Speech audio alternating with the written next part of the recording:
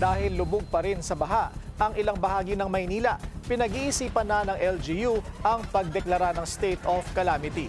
Yan ang agenda report ni Andrea Salve, live mula sa Taft, Maynila. Andrea, go ahead. Willard, apaw na nga sa gutter ang baha dito sa Taft Avenue sa bahagi yan ng UN Avenue. Isa lang ito sa napakaraming kalsada sa Maynila na nagmistulang ilog. Dahil dito, magdedeklara na ng state of calamity sa lungsod. Pagtawid pa lang mula Quezon City papasok ng Maynila, baha na ang sasalubong sa mga motorista. Hindi na bago yan sa Espanya Boulevard. Damay din ang mga iskinita. Ganyan din ang sitwasyon pagdating ng Taft Avenue. Pero sa assessment na isinagawa ng Manila Local Government at DPWH, natumbok na nila ang ugat ng pagbaha. It's real. It's true. Barado ang imbornal ng Taft Avenue. For so long, hindi na TLC yung mga imbornal, tender loving care.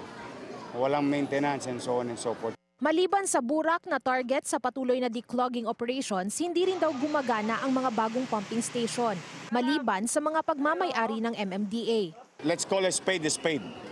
Hindi gumana ang pumping station na mga pinagawa. I think may mananagot kay Presidente. Dapat may managot kay Presidente.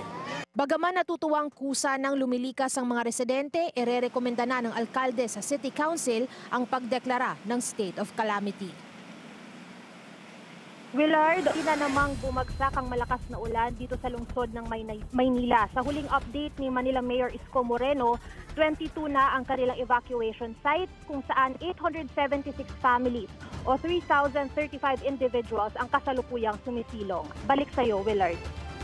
Maraming salamat sa iyo, Andrea Salve, live mula sa Taft, Maynila.